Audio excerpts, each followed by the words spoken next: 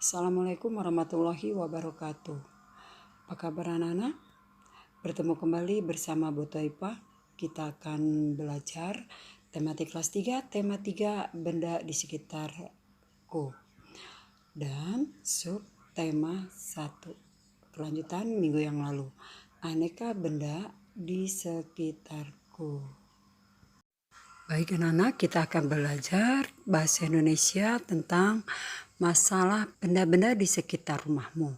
Banyak sekali alat rumah tangga yang dibuat dari plastik seperti gelas, gayung, piring, ember, sendok dan sendok sayur maksud ibu, botol minuman dan juga kantong kemasan.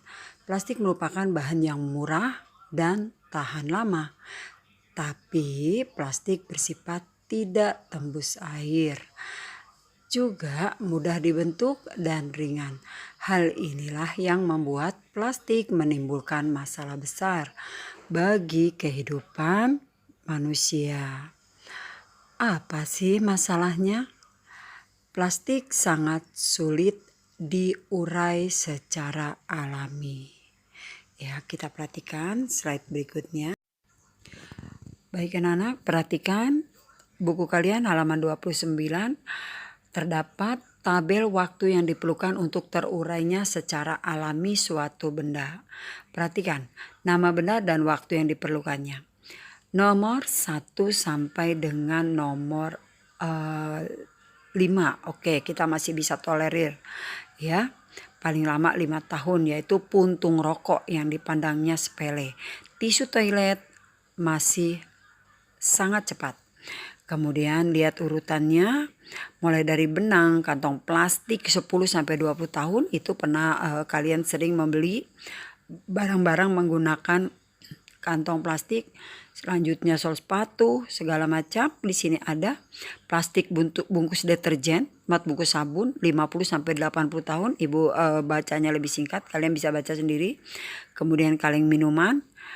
Dan yang paling tertinggi adalah styrofoam, tidak dapat diurai. Perhatikan juga ada botol kaca. Ternyata botol kaca membutuhkan waktu 1 juta tahun. Ya. Botol minuman plastik 450 tahun. Nah, mulai dari botol minuman plastik, botol kaca, styrofoam sangat mengerikan. Diaper juga ya, 450 tahun. Ini adalah pembelajaran bagi kalian. Kalian masih kelas 3 mempunyai waktu banyak untuk mengurangi penggunaan benda-benda tersebut. Kemudian, solusi apa yang dapat kita lakukan dengan kondisi seperti ini? Seperti tadi ya, sampah plastik dapat dikurangi dengan 3 cara, yaitu reduce, reuse, dan recycle. Reduce mengurangi, misalnya kalian jika belanja sebaiknya membawa kantong atau tas sendiri. Kemudian reuse menggunakan kembali, misalnya membuat bunga dari botol plastik yang sudah jadi kita buat kembali, kita gunakan kembali, atau kita belanja pakai kantong kemudian pakai lagi. Yang ketiga, recycle, mendaur ulang. Proses ini biasanya dilakukan di pabrik dari bahan bekas yang dikumpulkan diproses menjadi bahan baru seperti botol air mineral, dapat diolah menjadi rambut palsu sintetis atau dijadikan ember daur ulang. Nah itu ya anak-anak ya, ini yang tadi kelanjutan dari daftar tadi, ini adalah usaha kalian.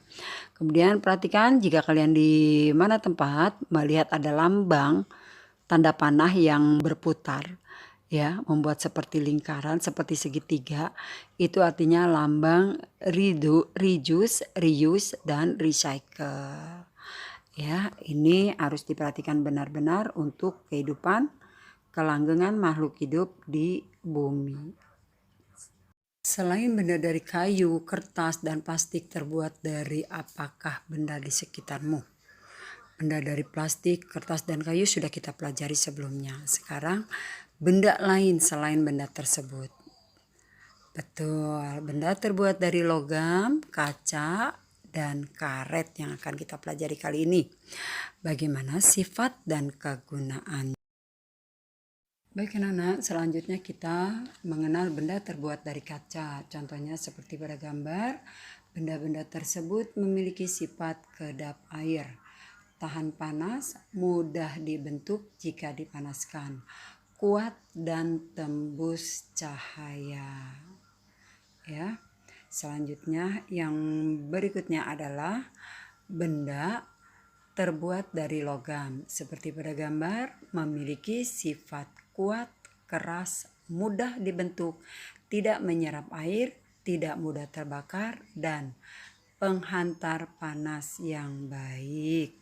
Artinya kalau terkena listrik, maka kita akan tersengat. Yang ketiga adalah benda yang terbuat dari karet. Di antaranya benda yang terdapat pada gambar, benda-benda tersebut bersifat kedap air, lentur, penghantar panas, dan listrik yang buruk dan tidak tahan api, mudah meleleh. Maksudnya kalau terkena api ya. Selanjutnya kita bisa tarik kesimpulan pembelajaran pertama ini tentang mengenal benda dan solusinya. Yang pertama kita lihat bagan berikut. Bahan pembentuk benda bisa dari kayu, kertas, plastik, kemudian kaca, logam, karet. Yang kali ini yang kita ambil kesimpulan adalah dari kaca, logam, dan karet. Sifatnya kuat, kedap air, tembus cahaya. Tadi sudah dijelaskan, logam sifatnya kuat, mudah dibentuk, tidak mudah terbakar. Karet sifatnya lentur, tidak tahan api, penghantar listrik yang buruk. Contoh dari kaca adalah gelas, kacamata, jendela. Sedangkan logam, sendok, pisau, pagar rumah. Dan dari karet adalah sandal, ban, sepatu, dan tadi di gambar ada juga balon. Tugas kalian berikutnya adalah buatlah tabel berikut ini pada buku tulis. Kemudian lengkapi kolom yang kosong berikut ya. Contohnya jendela terbuat dari kaca seperti itu ya. Setelah mempelajari bahasa Indonesia, kita masuk ke PKN. Apakah anggota keluargamu sudah disiplin dalam membuang sampah terutama? Ya, yang paling utama adik kamu yang masih kecil. Hal ini bisa jadi bahan diskusi kalian di rumah. Musyawarah adalah pembahasan bersama yang bertujuan untuk mencapai keputusan atas penyelesaian suatu masalah dalam bermusyawarah. Setiap orang boleh memberikan pendapat. Lalu mengapa kita harus memberikan pendapat? Semakin banyak orang yang memberikan pendapat dalam musyawarah anak-anak akan menghasilkan keputusan yang baik. Keputusan dalam musyawarah disebutnya mufakat. Selanjutnya anak-anak, memaksakan pendapat orang lain dalam musyawarah tidak terpuji. Kebebasan orang akan terkekang mengambil keputusan dengan cara musyawarah sesuai dengan sila keempat dalam Pancasila. Paham ya Nana sampai di sini?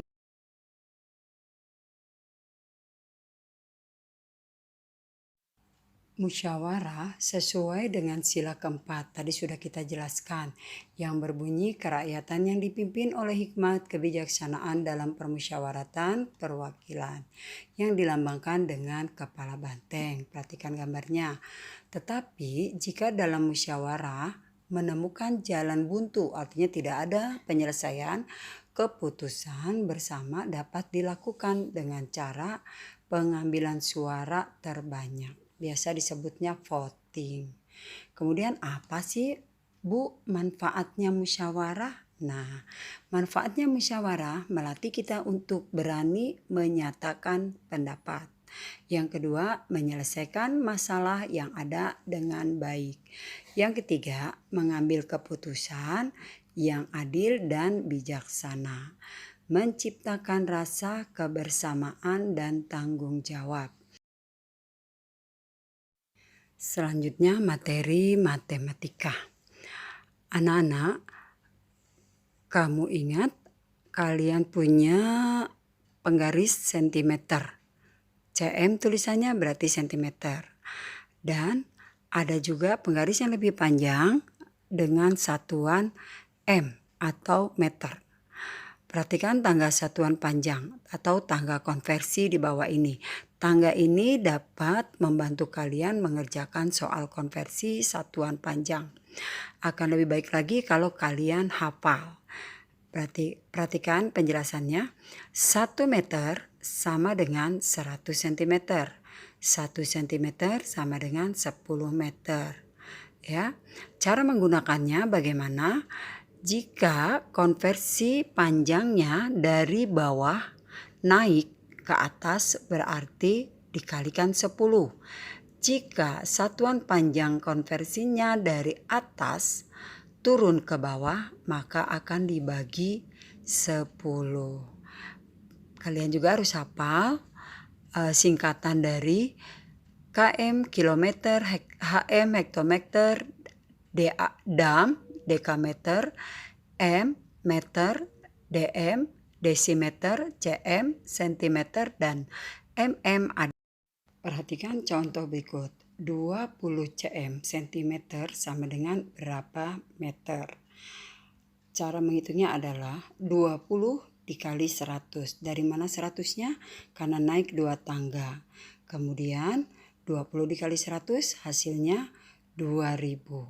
Maka berapa hasilnya? 20 cm menjadi meter adalah 2000. Paham ya? Selanjutnya, contoh dari ibu adalah yang turun ya, turun.